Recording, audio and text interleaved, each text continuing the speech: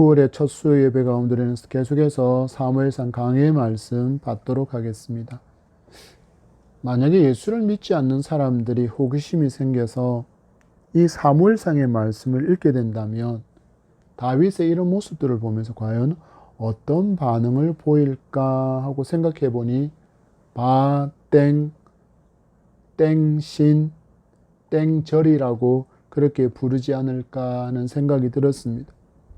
세상은 분명히 자기가 당한 대로 갚는 정도가 아니라 몇 곱절로 돌려주는 것이 맞다라고 말하고 있기 때문입니다. 이런 관점에서 본다면 원수 갚을 수 있는 절호의 기회를 마주했음에도 원수 갚기를 포기하는 다윗을 향하여 세상 사람들이 저런 단어로 표현하는 것은 어떻게 보면 맞다라고도 할 수 있을 것입니다. 그래서 그런지 여러분 보십시오. 우리가 마주하는 소설과 드라마, 연극, 영화 등 각종 미디어 매체에 등장하는 복수극은 언제나 인기가 있습니다.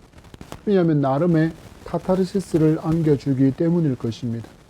여기서 카타르시스란 감정이 정화되어지는 것, 막 복잡했던 감정이 그렇게 하나로 만들어지는 것, 혹은 억눌렸던 감정이 해방되어지는 것을 의미하는 단어가 바로 카타르시스라고 말할 수 있습니다. 그럼 우리는 한번 질문해 보아야 합니다. 왜 복수극이 이렇게 사람들에게 카타르시스를 주는가? 학자들은 이렇게 이야기합니다. 첫 번째는 감정의 대리적인 해소이다. 시청자는 주인공의 고통에 공감하며 그가 복수에 성공할 때 마치 자신의 억울함이 해소된 듯한 그런 느낌을 받는다. 그것이 바로 감정의 대리 해소. 그래서 카타르시스를 느낀다라는 것입니다. 두 번째는 정의 실현의 쾌감이라고 이야기합니다. 현실에서는 이것이 쉽게 이루어지지 않습니다. 우리 시대에 보십시오. 얼마나 정의 구현이 어렵습니다.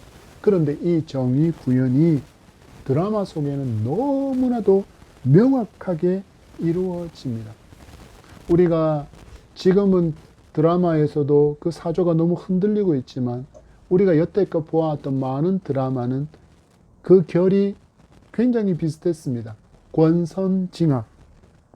그래서 우리가 일상생활 속에서는 이 정의 구현이 제대로 이루어지지 않지만, 그래서 너무 답답한 마음을 가지고 있지만, 우리가 보는 그 드라마와 미디어 속에서는 그 정의 실현이 너무나도 명확하게 이루어지기 때문에 속이 시원해지고 속이 뻥 뚫리는 그런 느낌을 복수극에서 느끼게 되는 카타르시스라고 합니다. 마지막으로 긴장과 그 해소의 구조로 인해서 흔히 말하러 우리가 소설을 읽을 때처럼 기승전결의 어떤 스토리처럼 그렇게 이어지듯이 보통의 복수극은 주인공이 고통을 받고 복수를 계획하고 복수를 실행하고 그리고 승리를 얻는 구조를 따라가기 때문에 이 감정의 고조와 해소가 반복되는 그 몰입감으로 말미암아 그렇게 또 한편의 독자는 카타르시스를 경험하게 된다라는 것입니다. 이런 이유들 때문에 복수극은 언제나 사람들한테 인기가 있다라고 말할 수 있습니다. 그런데 지금 다윗은 이런 카타르시스를 기대하며 많은 사람들이 이 다윗을 쳐다보고 있는데 다윗이 짜릿하게 그 정의를 실현할 그 복수극을 마주왔는데 오히려 이 사무엘상의 말씀을 읽다 보면 마치 타박고구마 10개를 음료도 없이 먹은 듯한 그런 답답함을 마주하게 하는 것이 실상 사무엘상에 등장하고 있는 복수극의 모습입니다.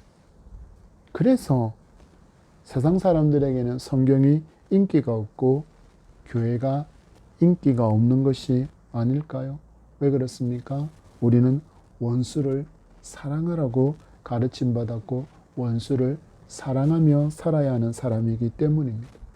그런 우리에게 복수는 언감생심, 말도 안 되는 소리에 불과하기 때문입니다. 우리는 계속해서 다윗을 보고 있습니다. 하나님의 은혜로 그는 군사력을 갖추게 되었습니다. 또 이번에는 아비가일을 아내로 맞이함으로 말미암아 나발이 가지고 있던 경제력과 정치력도 갖추게 하시는 하나님의 손길을 마주했습니다.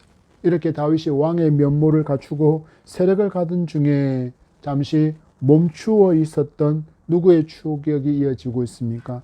왕 사울의 추격이 이어지는 장면이 26장의 말씀으로 시작되고 있습니다.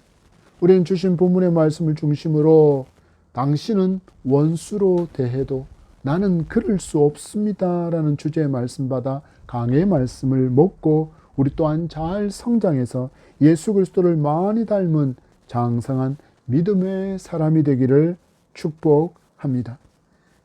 다윗의 호의를 악의로 갚으려고 했던 나발을 하나님께서 친히 원수 갚아 주셨습니다. 다윗은 하나님 앞에서 정의와 공의를 따를 수 있었게 되었고 나중에 후회 없는 양심의 자유도 얻을 수 있었으며 또한 아비가일이라는 지혜로운 아내를 얻고 그와 더불어 그는 경제력과 정치적인 권세도 갖추게 되었습니다. 이 장면을 보면서 다윗은 하나님께 이러한 것을 달라고 기도한 적이 있을까라고 찾아보니 없었습니다. 다른 성경을 찾아봐도 다윗이 하나님께 직접 하나님 저 군사력이 필요하오니 군사력을 주소서, 경제력이 필요하니 경제력을 주소서, 정치력이 필요하니 정치력을 달라고 기도하는 장면을 좀처럼 발견할 수가 없었습니다. 단지 다윗은 하나님 앞에서 하나님의 주권을 인정하고 하나님께 모든 것을 맡긴다라고 기도할 뿐이고 자기 능력의 확장을 위한 것이 아니라 오직 하나님의 뜻에 순종하는 일관성 있는 삶을 살아가고 있을 뿐임을 우리는 성경에서 발견할 수 있습니다. 그래도 제가 이런 내용의 성경이 없을까 하고 보니 이런 내용은 있었습니다. 다른 성경에서 다윗이 그의 신앙 고백과 기도가 이렇게 연결되어 있었습니다. 예를 들어 본다면 군사력에 관련된 기도는 시편 144편 1절에 내 손을 가르쳐 싸우게 하시며 손가락을 가르쳐 전쟁하게 하시는도다라고 그는 기도할 뿐입니다. 정치력에 대한 내용으로 살펴보자면 사무엘하 7장 28절에 주 여호와여 주는 하나님이시며 주의 말씀들이 참되시니이다. 주께서 이 좋은 것을 주의 종에게 말씀하셨사오니를 정치력에 관한 그의 고백으로 우리가 참고해 볼 수 있는 말씀이라 할 수 있습니다. 그리고 마지막으로 경제력에 관한 그의 고백은 이렇습니다.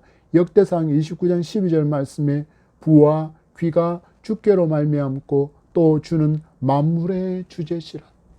이 말씀들을 다 살펴보니 다윗은 하나님께 군사력과 정치력과 경제력을 요구하지 않습니다. 단지 그는 이 모든 것이 하나님께 있습니다라고 하나님께 영광을 돌리고 하나님의 주권을 인정하고 오직 하나님의 신실함을 인정하고 하나님께 모든 것을 맡기고 하나님을 구하는 오직 하나님만을 구하는 그 다윗을 하나님께서 너무나도 기뻐하셨기에 그가 구하지도 않았던 것들을 이처럼 놀라운 방법으로 채워주시고 있는 것을 우리는 보게 됩니다. 여러분, 이와 같은 원리는 우리 예수 그리스도께서도 분명히 가르쳐 주셨습니다. 마태복음 6장 33절 말씀에 그런즉 너희는 먼저 그의 나라와 그의 의를 구하라. 그리하면 이 모든 것을 너희에게 더하시리라. 아멘. 여러분, 다윗처럼 하나님의 주권을 인정하고 경외하는 삶으로 하나님의 나라와 의를 구하는 저와 여러분이기를 축복합니다. 먼저 이것을 구하는 사람이 복되다라는 것입니다. 우리 말씀 안으로 들어가 보겠습니다. 우리 주신 오늘 본문의 말씀을 이렇게 좀 나누어 보면 1절에서 7절의 말씀은 다윗에 대한 고발과 추적 그리고 반복되어지는 고난의 현실에 대해서 그렇게 다루고 있음을 볼 수 있습니다. 다윗이 하나님의 은혜로 말미암아 무엇을 갖췄다고 말씀드렸습니까? 군사력을 갖췄습니다. 정치력을 갖췄습니다. 그리고 경제력도 갖췄다고 하지만 아직 왕인 사울에 비하면 고목나무의 매미도 아닌 오히려 개미에 가까울 정도의 그런 세력만 있을 뿐입니다. 그리고 그의 신분은 여전히 무엇입니까? 여전히 그는 도망자입니다. 사울은 다윗을 대적자라고 불렀습니다. 반역자라고 부르면서 현상 수배령을 내려놓았을 것입니다. 그러니 어디나 사울의 편이 되어서 다윗을 추적하는 눈이 있었음을 우리가 볼 수 있는 것입니다. 그 장면이 우리 1절의 말씀입니다. 같이 읽겠습니다. 시작. 10사람이 기브아에 와서 사울에게 말하여 이르되 다윗이 광야 앞 하길라 산에 숨지 아니하였나이까 하매. 아멘. 23장에도 나오는 10사람이 26장에도 또 등장하고 있습니다. 과연 여러분, 이 다윗을 고발하고 있는, 두 번에 걸쳐서 고발하고 있는 10사람은 어느 지파에 소속된 사람들일까요? 마치 사울과 같은 베냐민 지파 사람일까요? 아니면 다른 10지파 사람일까요? 설마 다윗과 같은 유다 지파는 아니겠지요? 그런데 설마가 사람 잡았습니다. 10사람은 유다 지파, 다윗과 같은 유다 지파 변두리에 살고 있던 유다 지파에 속한 이들이었습니다. 그런데 이들이 같은 지파 사람인 다윗을 두 번이나 사울에게 고발하고 있습니다. 왜냐하면 그들은 다윗과 달리 하나님께서 기름 부은 사람에 대한 이해가 너무나도 부족했고, 또 신앙보다는 정치적인 생존에 더 큰 비중을 두고 있는 사람들이라고 볼 수 있습니다. 그래서 이 사람들을 강조함으로, 이 사람들과 또 사울을 강조함으로 말미암아 다윗은 언제나 하나님 중심의 삶을 살고 있다는 것을 돋보이게 하는 사람들이라고도 할 수 있겠습니다. 23장에서 큰 위기를 다윗에게 제공했던 이 사람들이 또 다윗을 사울에게 고발합니다. 그리고 23장에서 고발을 듣고 반응했던 것과 같이 사울은 26장에서도 거의 비슷하게 반응하고 있는 것을 보게 됩니다. 우리 주신 본문 2절과 3절의 말씀을 봤습니다. 시작.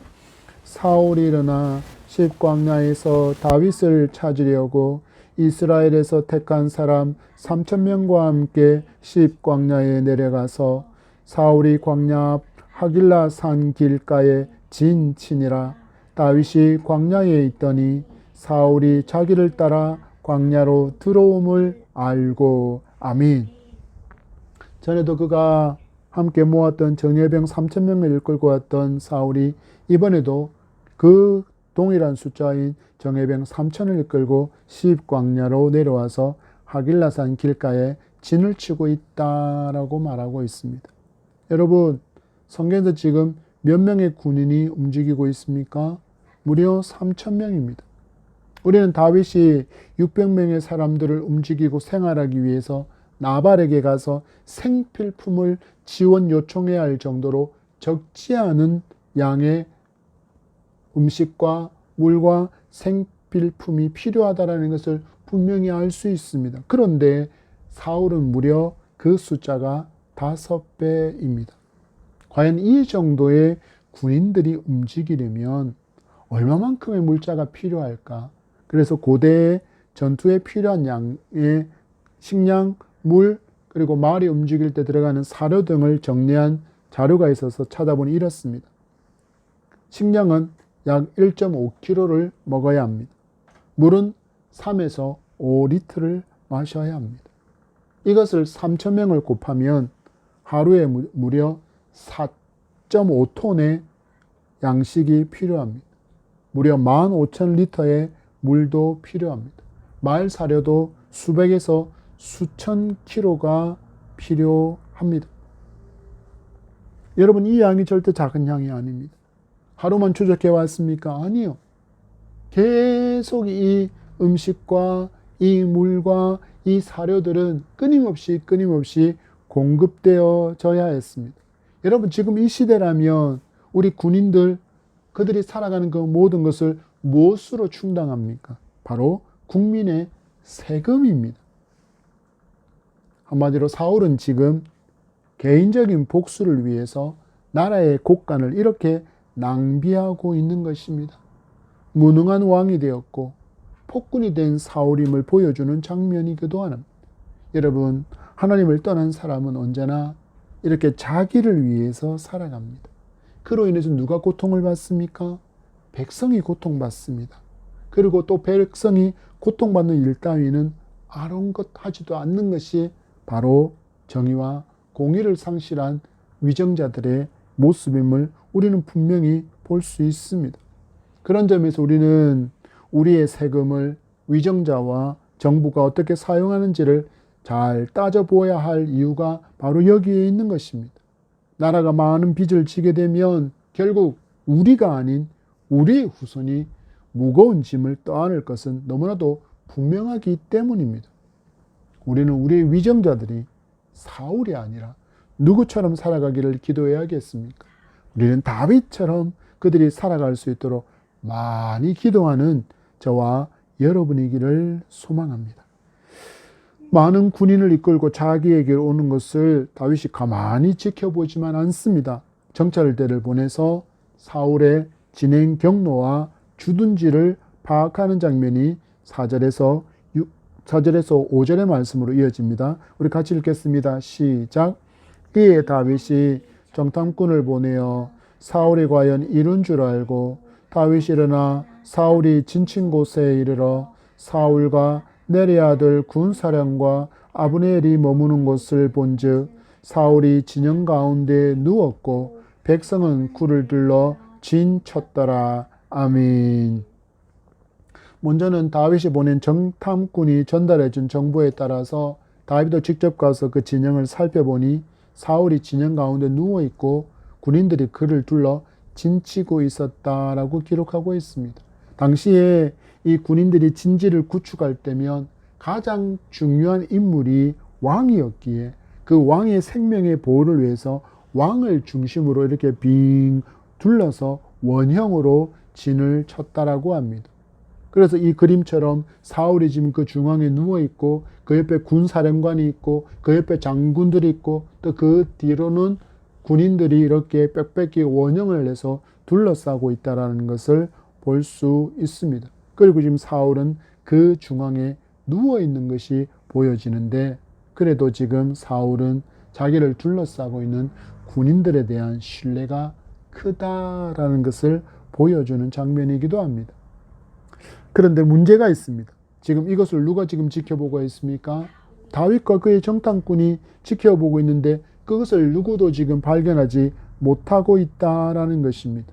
모든 진영과 둘러싼 군인들 가운데 누워있는 사울을 볼 수 있는 위치라면 장소에 나타나는 하길야산 그 산 높은 곳에서 지금 다윗과 정탐꾼이 아래를 내려다보고 있다라는 것을 우리는 알 수 있습니다. 지금처럼 먼 거리에서 공격할 수 있는 무기가 없던 시절이니 그럴 수 있겠다라고 생각할 수도 있겠지만 전쟁은 결코 그럴 수 없습니다. 이렇게 진영의 모습이 적에게 누출되어진다면 적은 분명히 가장 쉬운 공격의 계획을 세울 것은 너무나도 분명할 것이기 때문입니다. 이렇게 무사히 정탐을 마친 다윗과 그 정탐꾼이 자기 진영으로 돌아와서 이제 사울을 공격하기 위한 공격 계획을 수립하기 위해서 사람들이 모여지는 장면이 등장합니다. 우리 6절과 7절의 말씀을 보겠습니다. 시작. 이에 다윗이 헷사람 아히멜렉과 스루의 아들 요압의 아우 아비새에게 물어 이르되 누가 나와 더불어 진영에 내려가서 사울에게 이르겠느냐 하니 아비새가 이르되 내가 함께 가겠나이다. 다윗과 아비새가 밤에 그 백성에게 나아가 본즉 사울이 진영 가운데 누워 자고 창은 머리곁 땅에 꽂혀 있고 아브넬과 백성들은 그를 둘러 누웠는지라. 아멘. 우리가 낮에 다윗이 지금 산 위로 올라가서 정탐꾼과 함께 사울의 모든 진영을 다 파악한 상태라는 것을 분명히 알고 있습니다. 그래서 지금 다윗은 어디가 그들의 약점인지를 어디를 통하면 사울에게 이를 수 있을지 이미 그 길을 다 파악한 상태입니다. 그래서 많은 사람을 모아서 가려고 하지 않습니다. 자기와 딱 한 사람만이 더 가기를 원해서 헷사람 아히멜렉과 요압의 아우 아비새에게 너희 둘 중에 누가 나와 같이 사울의 진영에 침투하겠느냐라고 그렇게 의중을 묻습니다. 그때 선뜻 아비새가 사지로 들어가겠다고 손을 들었고 다윗과 함께 사울의 진영으로 침투합니다. 도착해보니 낮에 봤던 상황과 같습니다. 군인들이 빙 둘러 진을 치고 있고 중앙에 사울이 잠들어 있고 그 곁에 군사령관 아브넬도 누워 있습니다. 그런데 이렇게나 잠들어 있는 사울 가까이 지금 다윗과 아비새가 다가오는 사이에 누구도 반응을 하지 않습니다. 무엇이 찾아온 것입니까? 최고의 기회가 찾아온 것입니다.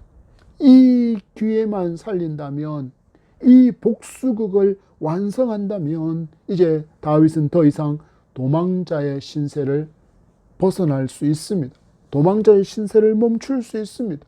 단 한 번의 복수를 실행에 옮기기만 하면 모든 상황이 바뀔 수 있습니다. 말 그대로 요즘 시대 말로 게임 체인저가 되는 것입니다. 여러분이라면 어떤 선택을 하겠습니까? 그렇다면 성도라면 어떤 선택을 해야 할까요? 우리 다윗을 주목해 보기를 원합니다.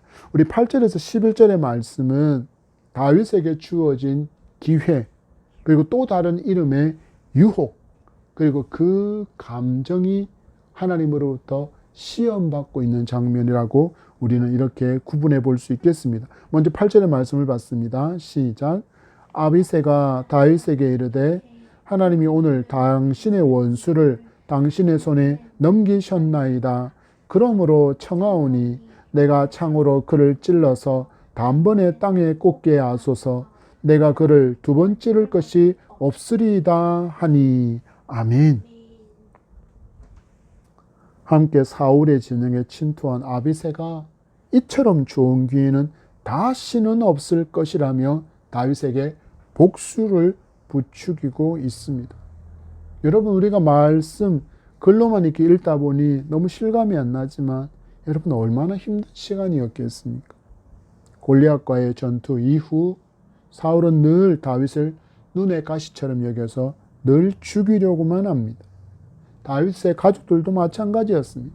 반역자의 가족이라는 딱지가 붙어서 고달픈 생애를 살아가고 있었습니다. 또 누가 있었습니까? 사울의 학정을 못 이겨서 다윗에게로 온 사람들 역시 마찬가지였습니다. 어떤 신세였습니까? 다윗이 도망을 가니 그들도 함께 도망을 다녀야 했습니다. 지금 곁에 있는 아비새도 마찬가지입니다. 아비새는 다윗의 친족입니다. 아비새는 다윗의 이복 누이인 스루야의 아들입니다. 그러니까 말 그대로 촌수로 따지면 조카라는 것입니다. 다윗도 이때는 많은 나이가 아니었는데 조카인 그는 더욱더 어렸을 것이고 그의 혈기는 왕성했을 것입니다. 그래서 절호의 기회를 두고도 주저하는 그 삼촌 다윗이 마음에 들지 않았던 것 같습니다. 그래서 주저하고 있는 삼촌 다윗을 대신해서 자기가 직접 원수를 갚겠노라고 말합니다. 그러면서 그가 확신에 찬 목소리를 들려줍니다. 내가 창으로 그를 찔러서 단번에 그를 죽여버리겠습니다. 두 번 찌를 일도 없습니다. 한 번이면 그렇게 죽여버릴 수 있습니다. 그렇게 단호하게 이야기합니다. 왜 이렇게 이야기할 수 있었을까요? 아비새는 젊은 나이이지만 다윗과 함께 있는 동안에 계속되는 전투가 있었습니다. 그리고 지금까지 살아있잖아요. 그러니까 많은 전투에서 살아남을 정도로 이제 제법 베테랑다운 면모가 그에게 이미 있었다라는 것을 볼 수 있습니다. 다윗의 생명을 구하기도 했었습니다. 그리고 적군 300명을 물리친 그런 이력도 있는 대단한 용장이었습니다.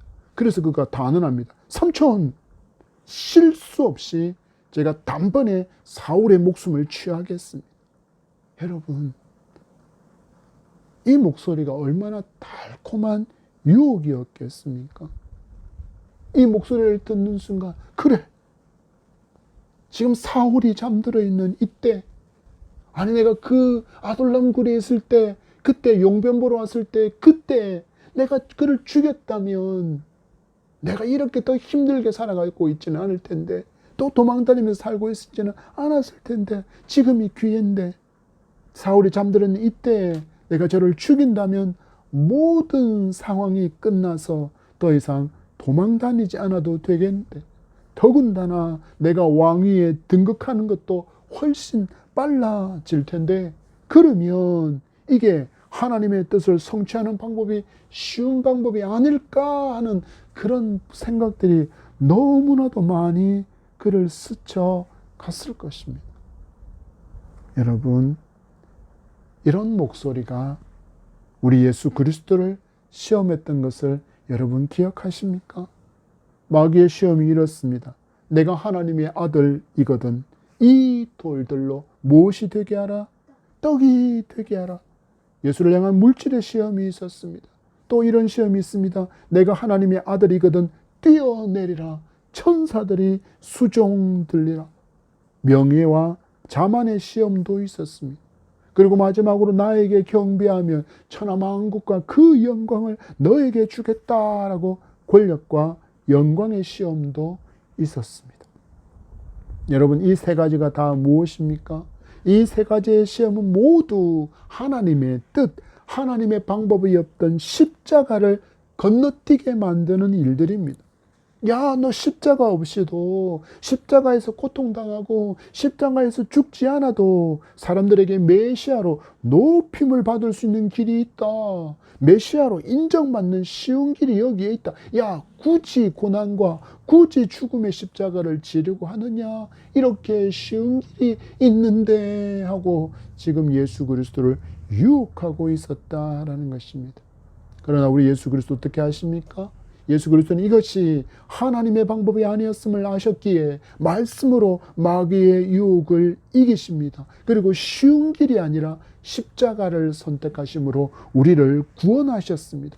예수께서 뭐라고 말씀하셨습니까? 신명기서 8장 3절의 말씀을 따라서 사람이 떡으로만 살 것이 아니요 하나님의 입으로 나오는 모든 말씀으로 살 것이라. 신명기 6장 16절의 말씀에 따라서 주 너의 하나님을 시험하지 말라 물리치십니다. 그리고 마지막으로 신명기 6장 13절과 10장 20절의 말씀으로 사단아 물러가라. 주 너의 하나님께만 경배하고 다만 그를 섬기라. 예수 그리스도는 말씀으로 마귀의 유혹을 이기십니다. 여러분, 우리에게도 매일의 삶에 이 예수 그리스도를 따르는 이 십자가의 길을 외면하고 쉬운 길로 가라고 유혹하는 마귀는 늘 찾아옵니다. 그들 말합니다. 야, 오늘만 주일이냐? 야, 오늘만 예배 드리는 날이냐? 야, 오늘만 기도하는 날이냐? 야, 다른 날도 많잖아. 야, 네가 왜 이런 일을 하냐? 다른 사람도 있잖아. 저 사람 너보다 돈도 더 많고 시간도 더 많은데 저 사람이 외면하는 거 왜 내가 하고 있느냐? 야, 이번 달에 너 지출 많잖아. 이런저런 일들로 너무 많은 지출 많은데 뭔 11조냐? 뭔 감사헌금이야? 뭔 성경헌금이고 뭔 구제헌금이야? 다음에 여유로울 때 해. 괜찮아. 하나님 그렇게 쪼잔한 신 아니잖아. 여러분, 마귀는 언제나 우리에게 어렵고 힘든 길을 외면하여 쉬운 길을 가게 만들려고 끊임없이 우리를 미혹합니다. 그리고 다음으로 미루게 만듭니다. 그리고 다른 사람에게 미루게 합니다. 여러분, 우리는 마귀의 음성이 아니라 예수 그리스도의 음성에 귀 기울이는 사람이기를 소망합니다. 마태복음 16장 24절 말씀에 이에 예수께서 제자들에게 이르시되 누구든지 나를 따라오려거든 자기를 부인하고 무엇을 지고 따라오라? 자기 십자가를 지고 나를 따를 것이니라. 자기를 부인하고 자기의 십자가를 지고 나를 따를 것이다 말씀하셨습니다. 쉬운 길로 가라가 유혹하는 마귀의 음성과 또 자기 안에서 일어나는 그 쉬운 길을 선택할까 하는 그 마음까지도 거부하고 예수 그리스도는 십자가의 길을 가셨고 그리고 우리에게 말씀하십니다. 너를 부인하고 너 자신을 부인하고 내가 너에게 맡긴 너의 십자가를 지고 나를 따라오너라. 내 뜻대로가 아니라 하나님의 뜻대로라고 외치며 따르는 것이 바로 자기 부인이고 또한 자기에게 맡겨주신 그 사명에 힘써 감당하는 것이 바로 십자가를 지는 삶이라고 말씀하신 것입니다. 다윗도 지금 하나님의 길을 선택할지 하나님의 방법을 따를지 아니면 더 쉬운 길을 선택할지 갈등할 수밖에 없는 절호의 기회를 마주하고 있습니다. 여러분 어떻게 쉽게 결정할 수 있을까요? 우리라면 어떻게 할까요? 고민되지 않았을까요? 그러나 다윗은 쉬운 방법이 아닌 하나님의 방법을 선택합니다. 우리 9절에서 11절의 말씀 봤습니다. 시작. 다윗이 아비새에게 이르되 죽이지 말라. 누구든지 손을 들어 여호와의 기름 부음 받은 자를 치면 죄가 없겠느냐 하고, 다윗이 또 이르되 여호와께서 살아계심을 두고 맹세하노니 여호와께서 그를 치시리니 혹은 죽을 날이 이르거나 또는 전쟁에 나가서 망하리라. 내가 손을 들어 여호와의 기름 부음 받은 자를 치는 것을 여호와께서 금하시나니 너는 그의 머리 곁에 있는 창과 물병만 가지고 가자 하고. 아멘. 세상 사람들이 이 장면을 본다면 불같이 화를 내지 않겠습니까? 그러면서 육두문자를 막 쓸 것입니다. 저런 등땡, 저런 뭐땡니, 저런 바땡. 다윗은 감정에 휘둘리지 않고, 복수라는 그 감정에 휘둘리지 않고, 원수 갚겠다라는 그 감정에 흔들리지 않고 하나님의 방법을 선택합니다. 사울을 죽이자는 조카 아비새에게 손을 들어 막으며 여호와께서 기름 부은 반지를 치면 죄가 된다라고 말하면서 그를 막아 세우고 사울의 머리 곁에 있는 창과 물병만 가지고 갑니다. 이미 한번 사울을 죽이지 않고 겉옷에 그 옷자락만을 벤 것으로 가슴 아파하던 그 삼촌 다윗을 경험한 아비새였기에 단호한 다윗 삼촌의 음성에 침묵으로 동의하고 진영을 빠져나가게 됩니다.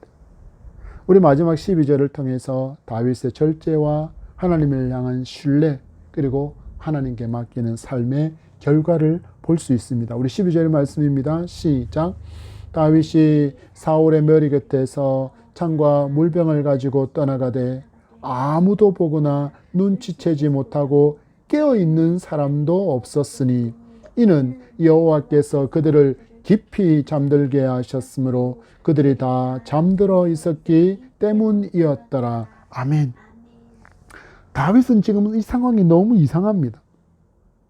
다윗은 지금 이게 일어날 수 없는 일이 일어나고 있다는 것을 분명히 깨닫고 있습니다. 3,000명의 군인들이 사울을 둘러서서 진을 치고 있는데 다윗과 아비새가 그 사울에게까지 가는데 지금 그 진입을 누구도 발견하지 못한 것입니다. 다윗과 아비새는 지금 목숨을 걸고 이 길을 온 것입니다. 여러분, 이 모든 건 누구로 인한 기적입니까? 바로 다윗과 함께 하신 여호와 하나님께서 일으킨 기적입니다. 12절에 분명히 기록하고 있지 않습니까? 창과 물병을 가지고 떠나가되 아무도 보거나 눈치채지 못하고 깨어있는 사람이 없었으니 어떤 일이 일어나고 있습니까? 여호와께서 깊이 잠들게 하셨으므로 그들이 다 잠들었기 때문이었더라. 아멘. 여러분, 이 장면을 유심히 보십시오. 다윗은 하나님의 사람입니다. 그리고 지금 하나님께서 이처럼 놀라운 일을 다윗을 위하여 행해 주시고 있습니다. 그렇다면 여러분, 다윗의 입장에서 사울을 죽이는 일에는 분명한 명분이 생긴 것입니다. 왜요? 하나님께서 나를 이처럼 돕고 있다라는 분명한 명분을 내세울 수 있었다라는 것입니다. 우리는 믿음의 길뿐만 아니라 삶 가운데서도 이런 합리화를 주장하려고 할 때가 너무 많습니다. 어떤 면에서는 상황과의 타협이라고도 말할 수 있습니다. 제가 예전에 섬겼던 부교육자로 섬겼던 한 교회에서 있었던 일입니다. 교회 이전의 문제 앞에 기도하고 있었고 그때 한 분이 이런 꿈을 꾸게 되었습니다. 높은 건물의 지하에 예배당이 멋지게 꾸며져 있고 숫자를 셀 수 없을 정도로 많은 사람이 예배당으로 밀려 들어오는 꿈이었습니다. 그리고 어떤 건물주를 만났는데 자기도 기도의 사람이고 건물을 매입하게 되었는데 볼링장으로 사용하던 건물 지하 공간을 교회로 헌당하고 싶다는 말을 건넨 것입니다. 상황을 보니 꾼 꿈과 이 현실이 너무 잘 맞아 떨어졌습니다. 그리고 그렇게 교회의 이전은 이루어졌습니다. 그러나 리모델링 과정과 건물주 성도의 약속 번복, 이런저런 많은 어려움으로 인해서 목회자 가정은 많은 빚을 떠안게 되었고, 또 많은 성도가 마음의 상처를 받아 다른 곳으로 이전을 또 해야만 했습니다. 여러분은 이런 경험이 없습니까? 꿈과 환상을 하나님의 말씀보다 앞에 세우지 않아야 합니다. 왜일까요? 영의 세계에는 바로 악한 영, 마귀와 그의 졸개들이 활동하고 있기 때문입니다. 그래서 우리는 꿈과 환상을 말하기 전에 말씀이라는 절대적인 기준에 맞추어 이 모든 것들을 분별할 수 있어야 합니다. 질문해 보아야 합니다. 이것은 하나님의 말씀에 맞는 꿈과 환상인가? 성경에서 마주했던 그 꿈꾸던 자들, 환상을 보여주신 그것과 같은 결인가? 라고 또 질문하고 하나님께 분명한 응답을 주시기를 기다려야 합니다. 그렇지 않으면 우리도 상황에 끼워 맞추고는 하나님의 뜻이다라고 우길 수 있기 때문입니다. 여러분, 다윗을 주목해 보십시오. 지금 이 모든 상황을 누가 주도하고 있습니까? 하나님이십니다. 모두를 잠들게 하실 분은 오직 하나님밖에 없습니다. 무려 3,000명이 잠들어 있습니다. 다윗과 아비새가 침투하는 것 아무도 모를 정도로 깊은 잠에 빠지게 만드실 수 있는 분, 하나님 한 분밖에 없습니다. 창과 물병을 들고 나올 때 역시 마찬가지였습니다. 그렇다면 이런 상황 논리에 따라서 하나님의 도움을 사울을 죽이라는 하나님의 뜻으로 충분히 합리화할 수 있고, 또 사울을 죽일 수 있는 충분한 명분을 얻었다고 생각할 수 있지 않았겠습니까?